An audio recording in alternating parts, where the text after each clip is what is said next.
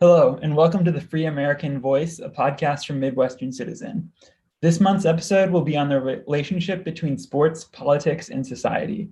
My name is Raj Ashar. I'm a senior editor at Midwestern Citizen and a senior at the University of Michigan. Hi, everyone. My name is George Sdregas. I'm a junior at The Ohio State University studying politics, philosophy, and economics, and I'm a staff writer at Midwestern Citizen. Hi, my name is Suarez. I'm also a junior at the Ohio State University studying history, political science, and philosophy. And I'm the newest associate editor at the Midwestern Citizen. Hi, my name is Paul O'Dew. I am a senior at the University of Missouri-Columbia studying constitutional democracy and economics, and I'm an associate editor at Midwestern Citizen. So to kick off our discussion today, we're going to talk a little bit about the Olympics, which are actually going to be starting tomorrow as of the day we're recording this. So the Olympics this year, the Winter Olympics, are being held in Beijing, but there's a lot of controversy that's going around with them for a number of reasons. One is due to a case that happened a few months ago with a Chinese tennis player, Peng Shuai, and she accused a senior Chinese Communist Party official of sexual assault, and then went missing for a number of weeks, and then was found and kind of recanted her story that she told. And then on top of that, there's been the continuing controversy of Chinese treatment of Uyghur Muslims. And for that reason, there's been a diplomatic boycott of the Beijing Olympics from the United States and a number of other countries. And George, do you want to talk a little bit about the historical context with all this? Yeah, absolutely. This is not the first time by any means the Olympics have been boycotted. And this time it was only done diplomatically. There's been entire athlete boycotts as well. I think likely the two most notable instances of this were the Moscow Olympics in 1980. The United States, along with 65 other countries, boycotted. And this was because of the Soviet invasion of Afghanistan. President Jimmy Carter led that boycott, and a lot of countries followed. And it wasn't the first time the Olympics are boycotted, but it was definitely the biggest boycott with the most countries involved. And then in 1984, just 4 years later, the Soviet Union returned the favor. They boycotted the Olympics that were being held in Los Angeles. So and most of that boycott was, it was a mixture of a little bit of revenge from their Olympics being boycotted just 4 years prior, as well as just not agreeing with decisions made by the United States and President Carter. So there's been a long history of the Olympics being used as a political tool outside of just athletics. So I think the Olympics, obviously the main goal is athletic participation. That's why everyone's there. But the idea of using the Olympics as a political vehicle, like do sport, maybe even a more general question to just get it started, like the idea of sports and politics being intertwined, but especially at like this big international level. Is this something that's good? Is it productive? Is it effective? Is it something we should avoid? I wonder what everyone thinks about that. Well, what I'm thinking is this meant to be like a symbolic, like moral gesture, or is this meant to be something that actually achieves something practical? Because I don't know how likely it is that China is going to actually do anything about their treatment of the Uyghurs as a result of this. And same with the previous boycotts. I don't think they really achieved anything. I think the one in 1964 was about the apartheid. And then the apartheid still went on in South Africa for another 30 years. The Soviets continued their invasion of Afghanistan. The Soviet Union did not care in 1956 about the rights of the Hungarians. I don't know. I mean, I personally just don't really see a practical outcome in this. So, but if it's just moral posturing, then I guess maybe that could be a goal that's achieved. I think that's interesting. I would say that if that's going to be sort of a geopolitical signal, it's a pretty weak geopolitical signal. I think that mostly it seems to be to put like sort of pressure on a country, or sort of maybe to publicize their actions, and sort of maybe put some pressure on maybe advertisers or individuals who are sponsoring those competitions or sponsoring certain countries. But again, I mean, just empirically, these sort of boycotts don't seem to have a lot of success. I sort of am interested to see what the Biden administration's justification is for this, beyond sort of what you're saying with moral grandstanding, since it doesn't seem to be directed towards a specific geopolitical goal. Yeah, I think it's an interesting way to send a message. I would think maybe just a couple hundred years ago, the only way a country, a state, a society would be able to send a message to another society is through like a threat, like waging war. Just historically, that's how conflict was resolved.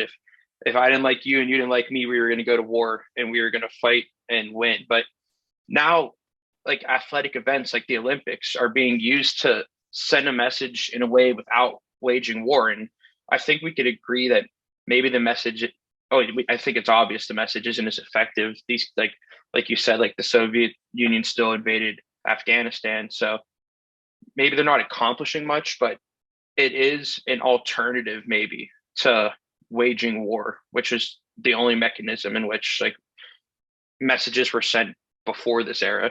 That's interesting. I was just going to say, George, sort of sports being used as soft power diplomacy. That'll definitely be something that will be something to watch during the Olympics, because obviously there was that boycott at the beginning, but there's bound to be some, political spectacle during the actual Olympics. I put my money on it. But it's also interesting for sort of the future of sports, especially when a lot of, people believe that sports should be sort of apolitical and objective. Yeah, and I think part of what the Olympics has as their sort of mission statement is promoting this world peace. And I think maybe being that sort of soft power could be that fulfillment of that certain goal. And I think also with making political statements, it'll be really interesting to see what happens in Beijing this year, considering the power that China wields. There was an ESPN article written talking about just American athletes and kind of their view on China, and kind of speaking out against the government there. But a lot of the athletes are saying they don't want to speak out while they're there due to potential threats, and are going to wait until they come back after the Olympics. Yeah, it almost begs the question, and well, this is probably going to be a general theme we're going to talk about today, but where do we draw a line in the relationship between sports and politics?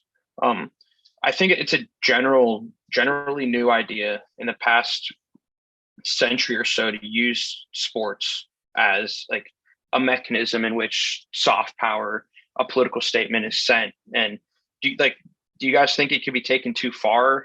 At what point are we going to like ruin the purity of the sports in general by using it for political messages? Well, something interesting that I actually saw in this article is that there's two ways you can go about, but like if your goal is to make a political message in the sport, especially with the Olympics and both these examples, you could either boycott it and make a statement that way, or you could do what we did in 1936, which is go there and beat them and show them that we're better. Like Hitler said, we're better than you guys. And everybody's saying we should boycott them. They're evil. But Jesse Owens went there to Germany and won 4 gold medals. And so I think that sent a much better message than boycotting that Olympics. But I guess to answer your question, it is kind of difficult to separate them, especially these days. I think that might bring up a danger in itself. Maybe depending on like the legitimacy of your country's stance on who could run the fastest 400-meter dash. Like, what if Jesse Owens went into Germany and didn't win those medals? Like, are we gonna rest our morality on an individual's athletic performance? I mean, it gets especially tricky. Like, team events are one thing, but now we're talking like individuals. We're talking someone like with a stopwatch determining like the legitimacy of your country's stance. So it's definitely a risky route to go. I think that those are really great points, but also I think there's a lack of consideration of the point of sports just sort of being inherently political, not necessarily taking on the political context of actually talking about policy or actually talking about, social justice, even though we do see today that those are really, really big issues in sports and subjects that athletes and fans like to talk about. But I mean, sports aren't really like some detached, like apolitical venue. They really are sort of deeply rooted in athletes and fans' experiences with larger sort of sociocultural contexts.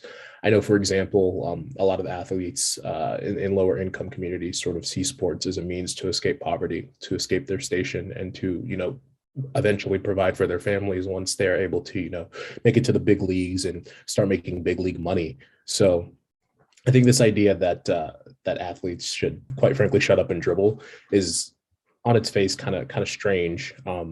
Just considering how obviously we've talked about boycotts, but obviously there's a lot of corruption in sports. There's a lot of political issues in sports when it comes to funding, who's actually, getting funding at the college level when it comes to sports, Title IX.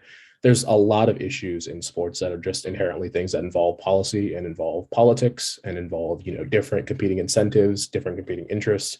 So it's interesting that sort of the Olympics goal is sort of this multinational, multicultural pluralism, and inherently that's going to cause a lot of problems, especially when geopolitical tensions are sort of dealt with on the courts. But yeah, I think that it is quite dangerous to sort of use sports as an avenue to, evaluate a nation's legitimacy when it comes to a particular controversial issue, or their legitimacy when it comes to a particular point of policy. But then we have to sort of take a step back and look at, just how intertwined politics is in sports and how that actually sort of impacts the way that we view sports, but more importantly, the way that we view athletes and their political opinions. Yeah, I think it's very important to understand the inherent political connections that sports have. Like, I mean, when athletes are competing in the Olympics, like it says USA across your chest, Germany across your chest, China across your chest. Like, you're there as a representative of your country. And when there's countries beefing, fighting against each other, having moral differences, when you have that country across your chest, you're a representative of the country. You're now in a foreign country representing what your country stands for. It's almost impossible not to get political. And people also, I think, somewhat have an expectation of athletes to get political. I remember right after 9/11, like the first Yankees game that was played, that next day or so, a couple days after, all the players had like American flags when they ran out on the field, and the stadium was roaring, like, and no one at that time was like, oh, sports shouldn't be tied to politics. Why are they running out here with American flags? Like, when it's in favor of the public, they don't question it. And they love when athletes stand for their political positions. But then when an athlete comes out and takes a controversial political stance or brings light to something that hasn't had a lot of light brought to it, all of a sudden athletes shouldn't have political opinions anymore. So it's definitely like a love-hate situation. Absolutely. Just because, political discourse in athletics now has taken on the context of contemporary political debates doesn't make, politics any less connected to athletics. Athletics have always sort of taken on the context of their particular epoch. And I don't think our current, situation where we have the Olympics coming up, we have the World Cup coming up, I don't think that's any different than sort of historical incidents of politics and sports being intertwined. I think it's just, our current experience of politics and athletics. So it seems like you kind of both talked about individual athletes and kind of how it's inevitable that they speak up on certain political issues. But I guess one question I have is, do we think that athletes have an obligation to be speaking up on certain issues? I mean, for example, there was recently Enes Kanter Freedom, a player for the Boston Celtics. He's been very outspoken on Turkish politics as he's from Turkey, but then also on the Chinese human rights issues with the Uyghurs. But then he also does frequently call out other athletes for not speaking out enough. And my question is, there's the debate over should this athlete have spoken out on an issue, but I think there's also a question of do athletes have an obligation to use their position to be speaking out on issues? I don't think athletes have an obligation to do any political speaking out. What I think they have an obligation to is to recognize that anything they do is going to be interpreted by the public. So when the Black Lives Matter movement hit the NFL and a lot of players were kneeling during the national anthem, the athletes really no athlete has an obligation to knee, no athlete had an obligation to stand, in my opinion. But what they do have an obligation to do is whatever decision they make, they have to understand what they're doing and stand for their decision. If you're going to take a knee, you have to understand that there's going to be a group of people that are going to support you and a group of people that are going to criticize you, and the exact same if you're standing up. So athletes, more than anything, they have to be cognizant that they have millions of people watching them every day. So whatever they tweet, whatever they do on the field, whatever they wear, they're going to be making an impression on people. Yeah, I would agree with that. I mean, I don't really think that athletes have an obligation, a moral or a practical obligation to speak out on issues that, one, might not even be on their radar, but two, might be something that they can't really speak to just from their own personal experiences. But I think that when athletes do decide to become a part of the conversation, they have a responsibility to, one, not engage in misinformation, obviously, but also to, be willing to accept the consequences of their actions if they do, make statements that are inflammatory, or if they do make statements that, aren't incredibly popular, or statements that are controversial.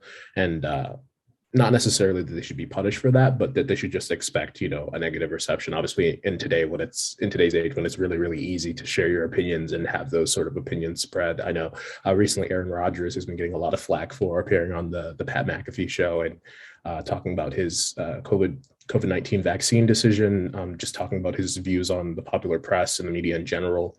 And, I personally think that it's great to have athletes sort of involved in that kind of discourse. It's great to hear, their opinions, their viewpoints, especially when, a lot of athletes are sort of caught in this media talk where they sort of give scripted answers during a lot of press conferences that don't really reveal a lot of information. It's great to see athletes being more candid and feeling comfortable being candid.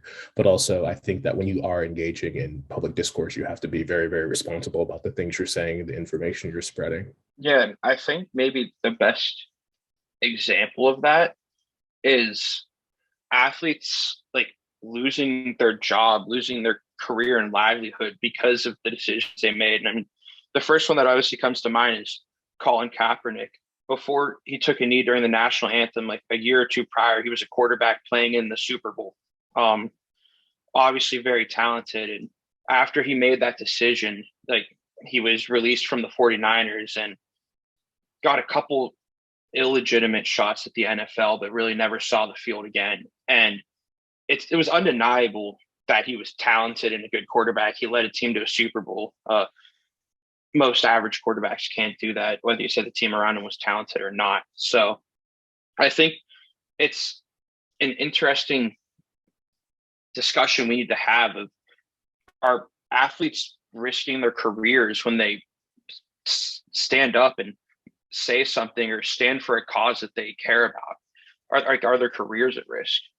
And I think also with sports being as popular as it is today, there's huge financial considerations when choosing whether to speak out. I know in the NBA specifically, both the Warriors head coach Steve Kerr and LeBron James both received a lot of criticism for not speaking out more on China.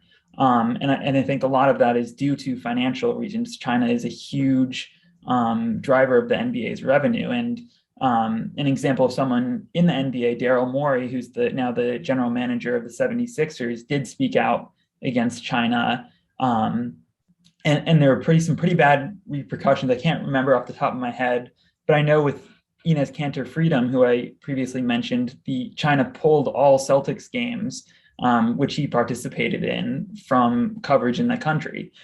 So I think in addition to kind of just the public opinion, there's also financial considerations that have to be made when athletes speak out.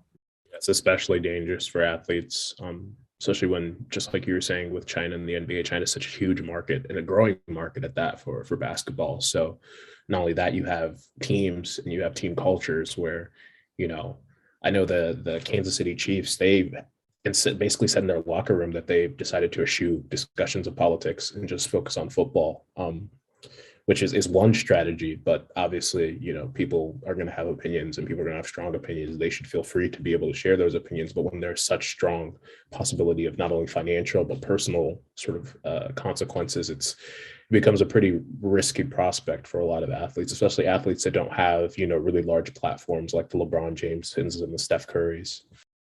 Yeah, it might sometimes get to the point where an NBA team might have to make a decision like, hey, I either have to release this player because he's going to cost me millions of dollars because of what he's saying on Twitter or the political statements he's making. And at some point, like, just as much as sports are tied to politics, sports are tied to money. It's an entertainment industry. Without money, sports won't be able to flourish. They're not going to be able to stay intact. So at some point, while yes, we value athletes as citizens, the owners, the general managers of these sports teams also have to worry about keeping their team afloat. So it's a cost benefit analysis that athletes, coaches, owners all have to take into consideration when they start tying their position. Like, they're, in essence, athletes are like media outlets. Like, LeBron James probably has as many followers on all his social media platforms as like small to medium-sized news companies. Like, their statements, they spread far. So it's really a cost benefit analysis that like you have to take when deciding what to do. I think because of that media coverage, there might be a sort of privileging of athletes' opinions that, in my humble opinion, I don't think is quite necessary. I don't think that any athlete's opinion should take precedence over any other person's opinion. But I think because they have that platform, it's especially important for them to be careful with what they're saying, and not necessarily careful in the sense that they can't speak out about injustices or they can't speak out about things that are going poorly. But there's so many other factors at play that can negatively impact the team, negatively impact their country's sort of international standing, that can negatively impact their income, the people around them, that it's not as easy as black and white. Oh, I can't talk about XYZ, or oh, I'm going to talk about XYZ because it's something I really care about. There's a lot of factors at play, and it's really precarious for athletes to be able to, you know, talk about the things they believe in when there's just so much riding on them simply being good athletes. Yeah, so I definitely agree that there's a lot that goes into whether an athlete should speak out. But then a question I have is then, does it mean more in a case like Colin Kaepernick when there are these severe repercussions which he faced for speaking out? I mean, does it mean more when an athlete speaks out and then maybe faces the consequences for speaking out? I think it does mean, I think it is significant. Yeah, I think it does. I don't know if it means more, but it's pretty important because, I mean, Colin Kaepernick spoke out about racial injustices and he was virtually blackballed from the NFL. And I think part of that is just the NFL being a pretty cloistered organization when it comes to, you know, actions being taken on the part of athletes that are antithetical to what the league is trying to do, which is to entertain people, just like George was saying. So when you have controversial issues being brought up by athletes, that's detracting away from the entertainment value of sports, and it's putting sports into the category of basically the modern culture wars, which a lot of people sort of see sports as an escape from.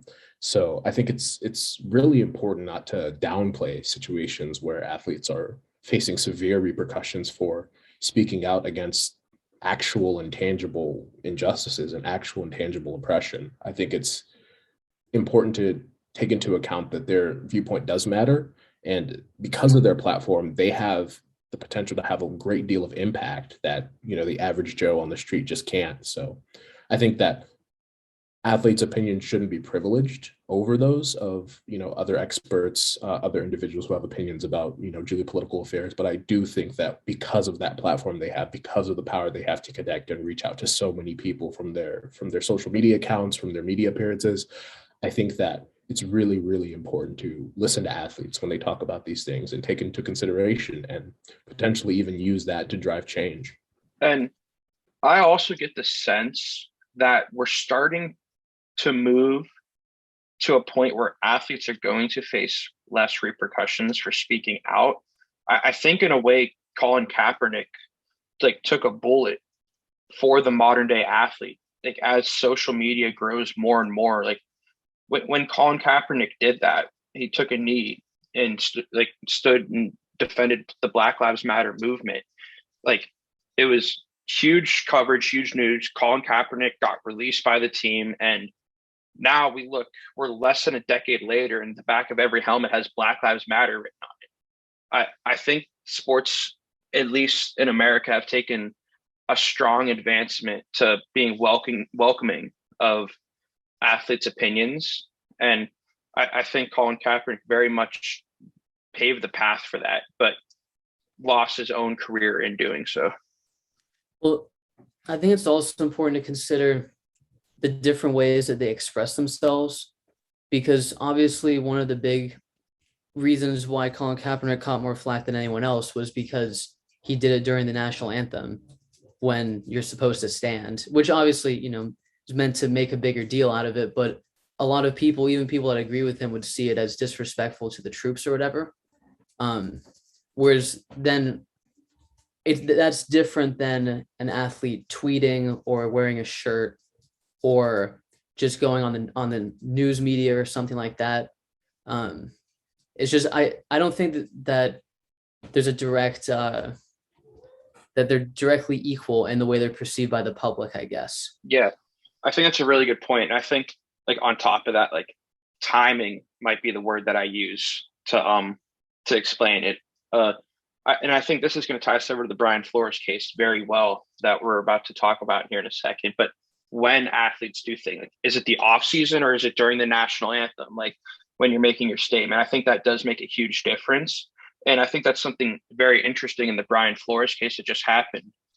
Brian Flores, just for a quick background, filed a class action lawsuit on behalf of all Black head coaches, offensive, defensive coordinators, and general managers in the NFL. And he filed that class action lawsuit on the same day that he's still interviewing for head coaching positions for 3 other NFL teams. He put himself right in the front of attention in media and likely hurt his chances at getting hired at one of these places, but decided to still file that lawsuit that day. And I think it was to make a statement. I think that lawsuit was filed after he got a coaching position or after he wasn't hired at one of those 3 places, whichever way it would have fallen. It wouldn't have had as big of an impact as him doing it right in the middle of when all the head coaches are signing to NFL teams. So the lawsuit's very interesting. It's very elaborate. The basis of the lawsuit, it starts at the top with a text from Bill Belichick to Brian Flores. Bill Belichick thought he was actually texting Brian Daboll, who just got hired as the Giants head coach, but he was texting Brian Flores. And he was it was a congratulatory text. He was saying, congratulations for getting the New York Giants head coaching job. He's like, what do you know that I don't? My interview's on Thursday. He's like, oh, they just hired you. And he thought he was texting Brian Daboll, but they were going to take Flores in for an interview, the New York Giants were, after they had already hired Brian Daboll. And the reason they were going to do this is there's a rule called the Rooney Rule, which when NFL teams are looking to hire head coaches or general managers, they're obligated to bring in an ethnic minority candidate. And this lawsuit's really going to bring into question the effectiveness of the Rooney Rule. Essentially, they were bringing Brian Flores in just to say they met the Rooney Rule standards even after they had already hired Brian Daboll. He also points back to an instance in 2019 when the Denver Broncos were interviewing them for the head coaching spot that was given to Vic Fangio just hours after the interview. He said John Elway showed up drunk or hungover, an hour late to the meeting. The meeting was 4 minutes long. He showed no real care or no real expectations in hiring Flores as the head coach. And then he left the meeting and Vic Fangio was hired just hours later. So that was another, am I just being used for the Rooney Rule? And then he points to the NFL as a whole. If you look at the NFL, there's only one black head coach hired right now. That's Mike Tomlin of the Steelers. There's not a single black owner in the NFL, and there's very few black general managers. So it's looking at just the racist history in the NFL as a whole and how the Rooney Rule is not really doing much to that. Finally, in the end, it points to Eric Bienemy, who's the Chiefs offensive coordinator right now, who has been notably one of the best assistant coaches in the NFL for the past 2 decades. And he's been interviewed for over 20 head coaching positions and never hired, but year in and year out, he leads the best offense in the NFL. He's renowned as an awesome coach and everyone loves him, but he's never been hired as a head coach, and he seems more qualified than any. So it's really calling into question the effectiveness of the Rooney Rule. Yeah, the Brian Flores case is really fascinating. I wonder from a legal perspective, though, if he'll actually be able to prove malice on the part of the NFL, if he'll actually be able to prove sort of racial bias. I mean, in the case of Eric Bienemy, for example, I think that a lot of teams that have been evaluating Bienemy for head coaching roles have looked at his character issues. He has, a couple of incidents in his past that, the NFL obviously doesn't really look highly upon, but at the same time, the NFL isn't really the standard bearer when it comes to hiring individuals of good character in most circumstances, especially when it comes to players. So it'll be really fascinating just to see how Brian Flores' lawsuit actually, is it actually going to be effective, or is it going to, establish a precedent that sort of changes the landscape of hiring in the NFL? It's interesting, especially just because there's so little known about the process of hiring in the NFL. It seems very much like almost like an old boys club sort of situation where it's who you know and what you know, not necessarily what your qualifications are. So what do you think the impact of the lawsuit's going to be, or the outcome, or both? Yeah, and I think it's going to come down to, and all the commentary I've heard on the case, it's going to come down to if they could prove that the Giants did actually hire Brian Daboll before that Flores interview. How Bill Belichick, the coach of the Patriots, knew and was congratulating, I guess that's going to call into question. Bill likely, if this does go to court, which I don't expect it to go to court, most of these sports law cases do end in a settlement. I think it's likely to see that the NFL will settle with Brian Flores. But if it does go to court, can they prove in a court of law that the Giants did in fact complete like the hiring of Brian Daboll before they brought him in, before they went in to interview Flores? And it also, I don't know the legal standing to this, but when is he actually hired? When they say over the phone you're hired, or when he came in a week later and flew into New York and signed the contract his first day in the office? That could be what it comes down to in the end. But I think either way, if it's settled, if it goes to court, if Flores wins or not, this is going to be a wake-up call to the NFL. I think, like, when we're talking about the NFL here, I think they're under so much scrutiny right now is also just because of the high percentage of African-American players they have in the league. I mean, we're not talking about this with the NHL in terms of coaching diversity there, even though it is majority, at least white coaches. But I think with that, it's also interesting because this Rooney Rule right now, people are saying it's not working since there's only one black head coach in the league. But it's interesting because right after it was implemented in 2006, it actually really increased the number of minority head coaches. So I'm curious to see if there's any, after this like Flores lawsuit, if there's any reform to that rule, or if it just stays in place. One way for the NFL to definitely save face there is to sort of make amendments to the Rooney Rule, but I think that people might sort of deride that as just being another performative action on the part of the NFL.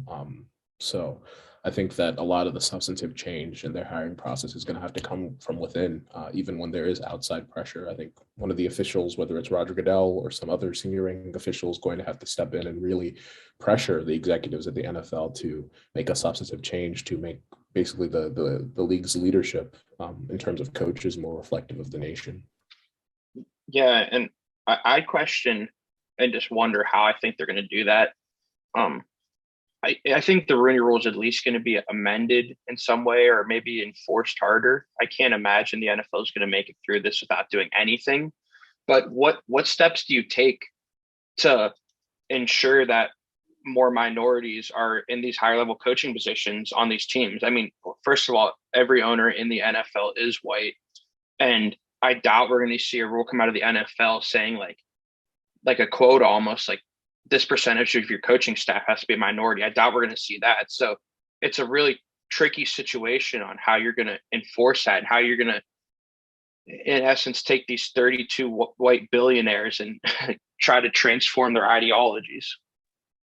Yeah, and I think that's directly connected to sports being connected to a broader sociocultural, socioeconomic context. A lot of African Americans don't have the access to, billions of dollars worth of capital to devote to sports franchises. At least a disproportionate amount of African Americans compared to white owners. So I think that there are a lot of broader questions about equity and inequality that are going to be involved that don't necessarily have to do with sports. They just have to do with sort of widespread economic factors. I think Raj, it'd be useful if you could give us a little insight on what's happening with Novak Djokovic, sort of as a contemporary example of sports and politics being interwoven. There's been a lot of furor in the news about his, vaccine status and sort of the rallying in the courts to sort of have him play in the Australian Open. If you could give us a little context on that. Yeah, and I think with the Djokovic case, I've briefly looked into it. I think it's surrounding his vaccination status.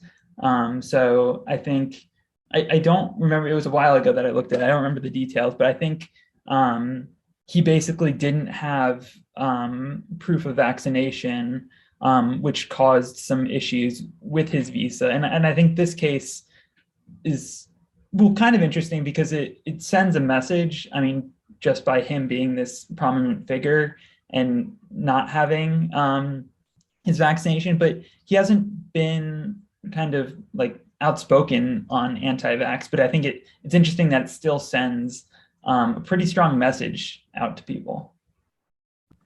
Yeah, it seemed like a lot of people in Australia were upset because they see as a double standard that the number one tennis player in the world, I believe he is, or at least he's number one seed in that competition, gets treated with different rules than the actual Australians themselves. And maybe that speaks to his power as an athlete. But I agree. It didn't really seem like he was making a political statement with it. Yeah, there's a very interesting Wall Street Journal video about the situation, and it goes into talking about how athletes are very, very conscious of their bodies. I mean, their bodies are basically being used as tools to maximize their athletic potential and their athletic output. So a lot of athletes are very wary about the things they're putting in their bodies, regardless of the science, regardless of sort of the evidence behind vaccines. They try to be conscious of, their nutrition, their sleep patterns, to the point of being almost obsessive about it. I mean, top athletes have to be. It's their source of revenue. It's their livelihood. So yeah, I think that it's really interesting that he didn't make his vaccination status political like Aaron Rodgers did every Tuesday this past regular season. But yeah, it is fascinating to just see how, even though Djokovic didn't necessarily mention politics, he didn't necessarily, say that he's anti-vax or, talk negatively about the vaccine, how it still instantaneously became a political issue. And it became a really hot button political issue that dominated national discourse in Australia, but also dominated international discourse in countries all across the world. All right, well, maybe we can transition out of our country and into the realm of international sports. I guess I'll start off. In international soccer, there are a lot of very heated rivalries or derbies, and they work a lot differently than our rivalries because they're actually tied to politics directly. It's not just, like a conflict between Ohio and Michigan or the Bears and the Packers hate each other. Like, these teams have real reasons and historical reasons for hating one another. My favorite example is Celtic Rangers, which is in Glasgow. You have Ranger supporters are generally supportive of North Ireland being part of the UK. They're Protestant, they're of Scottish descent, and they're wealthier. whereas Celtic supporters are Irish descent. They favor United Ireland. They're Catholic, and they tend to be poorer. So there's a bunch of levels of conflict and difference going on there, and a couple of people every year die from fights between the fans, and they sing terrible songs to one another. And I mean, there's a lot of bad stuff that goes on. But basically, what I was trying to get us to discuss here is this a relic of the past, and this kind of, and something that's hateful and we shouldn't be talking about and we should discourage? Or is this something that is so interwoven with the culture of the area that you can't get rid of it and you should just leave it because it's all the people have? I mean, some of these people, it's their whole life is their identity as like an AC Milan supporter or a Lazio supporter or AC Roma or Barcelona, Madrid, like the list goes on. Yeah, that's like should we let the political tensions be resolved in the soccer field, or should we be trying to eliminate this entirely? That's a really good question.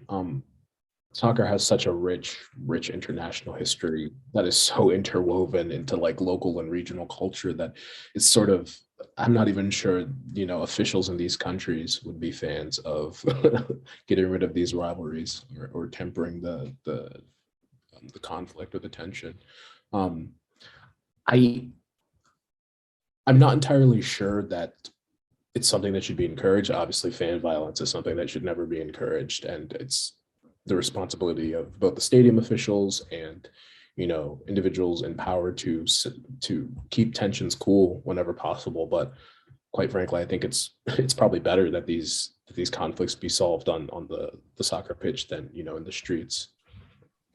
Yeah, because to me, it's kind of an opportunity for them to let it all out, rather than well, I mean, I suppose they do still attack each other sometimes, but it kind of gives them this outlet in this safe area to pretend like they're fighting each other in a war when really they're not.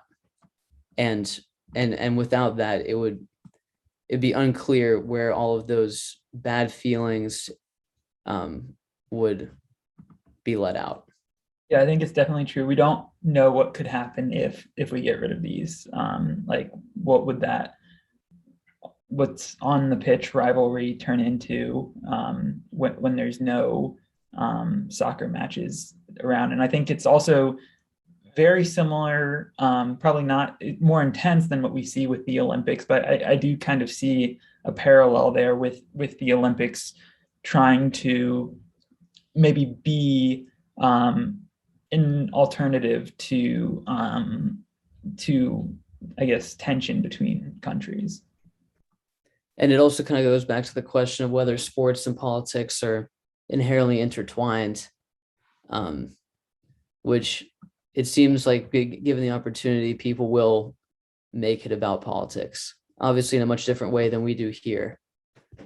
Yeah, it's really fascinating as an avid soccer fan. It's really exciting because obviously the World Cup is coming up this summer. I wanted to share an interesting anecdote sort of about the history of corruption in soccer. So Brazil's Congress actually investigated Brazil's loss in the 1998 World Cup final against France, which was the host country that year. And at that time, Brazil was, and quite frankly still is, sort of a world soccer juggernaut. And that win in 1998 would have clinched their 5th World Cup title. So Ronaldo, a Brazilian soccer legend, was apparently feeling really nervous before the final match, and he fell ill just a mere hours before the game. And initially he was removed from the starting lineup, but was later reinstated right before the game. Brazil ended up losing 3-0 to France, which was France's first World Cup victory, and investigations followed into the Brazilian team's contract with Nike, match fixing allegations, and corruption. I mean, players from Ronaldo and Pele, coaches, agents, journalists, and managers were all called before Congress to sort of give evidence on the alleged impropriety. The Brazilian president at the time, Fernando Henrique Cardoso, said that he thought the inquiries were a good thing, that they were directly related to public interest, and that football needed some morality. So it's just a fascinating tale of how, intense soccer culture can be in a lot of countries, that they can be, dragged before a political institution to give evidence on their team's lack of success. It's really, really fascinating. Obviously, that wasn't the only scandal that's ever rocked the soccer world. There's been hundreds, but a couple notable ones. In 2006, the Calciopoli scandal, where it was discovered that top Italian clubs like Juventus, AC Milan were influencing the appointment of favorable referees for their matches, especially Juventus's sporting director, Luciano Moggi. So soccer is a sport where the referee has a great deal of control over the flow of play and the game outcomes. I mean, if the referee awards a penalty kick in stoppage time, that's going to be a huge, huge, huge thing that can sort of impact the outcome of the game. And the consequences for this scandal were that a lot of those Italian clubs in the top league were actually relegated to lower divisions. In 1994, there was the murder of Andres Escobar. He was a Colombian defender who was murdered in July 1994 after he scored an own goal in the 1994 World Cup group stage in a match against the United States. The United States ended up winning that match 2-1, and that contributed to Colombia's elimination from the tournament. He's still revered by fans of Colombian football, but at the time, it really rocked the world and sort of tarnished the reputation of Colombian football. And then in 2005, we returned to Brazil with the match fixing scandal known as the whistle scandal. Basically, Brazilian Cup and league matches came under scrutiny for allegations of bribery, bribing referees. Referee Edilson Carvalho was an international referee at the time. He was paid the equivalent of about $4,400 to rig matches. He was goaded by wealthy investors to rig matches in accord with two betting websites, and those investors later made $1 million bets on the websites. So Carvalho was banned for life and faced charges of fraud, conspiracy, and economic crimes. And he cited indebtedness as his motivation for accepting the bribe. So I think it just goes to show that sports are heavily, heavily intertwined with sort of local context, personal circumstances, and I think sports will always be political, especially when, winning can be a great source of national pride. Winning can be a source of revenue. I mean, there are just so many things at stake when it comes to, big sporting events, that there's always going to be a team trying to get an unfair advantage if they can. And I think that, we haven't seen the end of scandals in world football, and we probably haven't seen the end of scandals in sports in general. I think that's definitely true. And I think even we don't even have to look internationally to see scandals within sports. I know the U.S. Congress was investigating steroids in baseball in the early 2000s, holding hearings on that. Whether or not that was truly a priority for the American people, who knows? But the Congress certainly thought it was.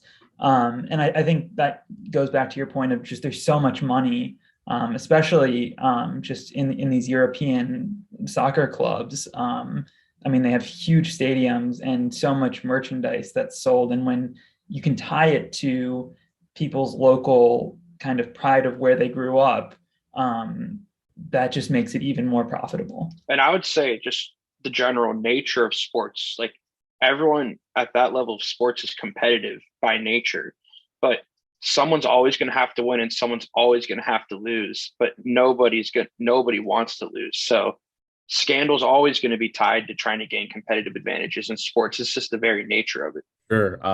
Back to Raj's point on profit. I think it's interesting to look at the Super League as sort of a case study in sports and politics.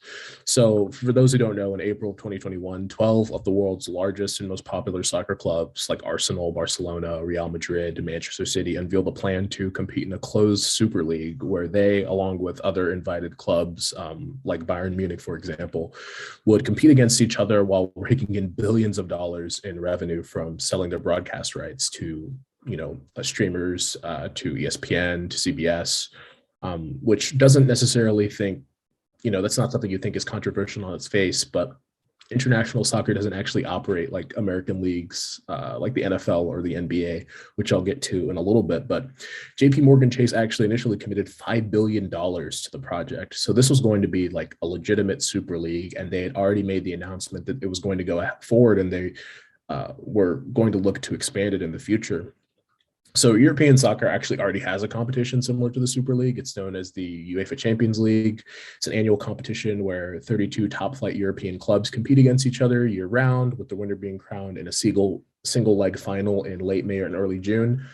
It's considered one of the most prestigious tournaments in all of world soccer, and it is incredibly lucrative for winning clubs, even clubs that don't end up winning. The champion is allotted 20 million euros, which by current conversion rate is about $22.8 million.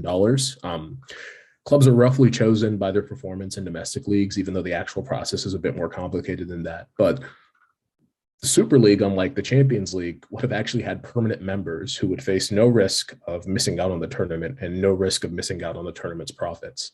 In the US, teams in sports leagues don't really face a risk of relegation, that is being demoted to a lower league in the event of poor performance in the current league. I mean, for example, imagine if the Jacksonville Jaguars at the end of the NFL season had to be relegated to the XFL or the USFL for a year to compete to regain their position in the NFL instead of, being a perennial first round draft picked receiving team. It'd be pretty crazy. So a lot of fans push back against the Super League because they viewed it as a money grab, a brazen money grab, and sort of undermine the tradition of professional soccer that, fans would have the opportunity to see their teams climb the divisions and potentially even win the division, moving from the English Championship League to the top flight league in England, the Premier League. And the Super League might have, detracted attention away from other important matches, especially matches that are more important to, regional fans. I mean, just picture if you were able to see the equivalent of Manchester City versus Chelsea, which was last year's Champions League final, with regularity.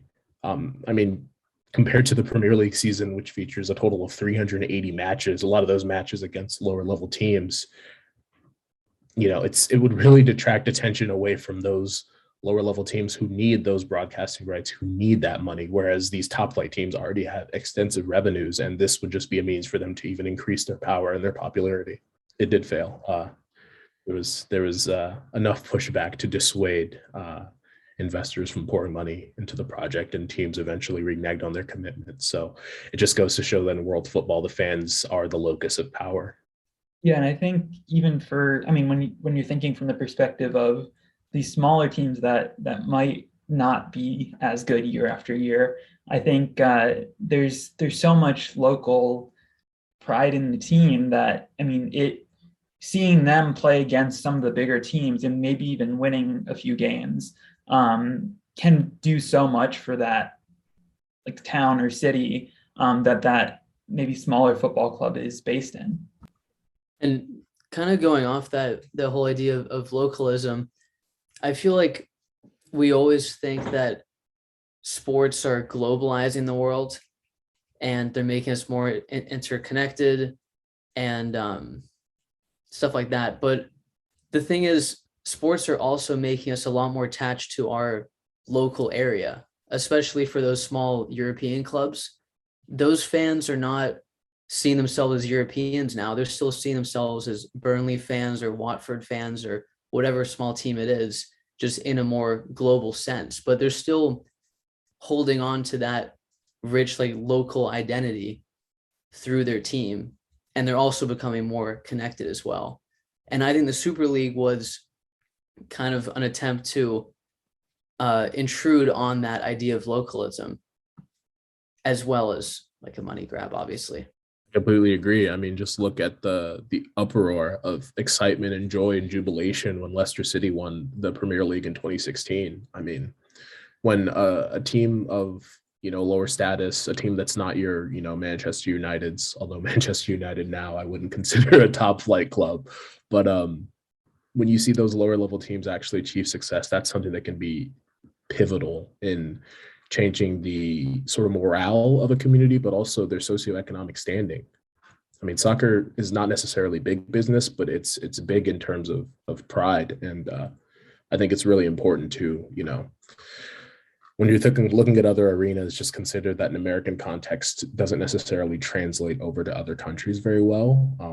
And that, there are strong, deeply seated sort of traditions in other countries when it comes to athletics that, quite frankly, aren't analogous to a lot of the leagues we have here in the States. Yeah, it appears earlier we were talking a lot about sports and politics, but now we're kind of talking about sports and identity, which one's identity is connected to their politics as well. But there's a very different thing between the fans having this political connection to their clubs and then the players themselves essentially giving out their political message to the fans through their club. There's an interesting like two sides to it, I guess. Great. So thank you all, Paul, George, and James, for joining me in this discussion today. Be sure to check out MidwesternCitizen.com for our February releases, which will be coming out on a rolling basis. And thank you for listening, and be sure to subscribe to the podcast.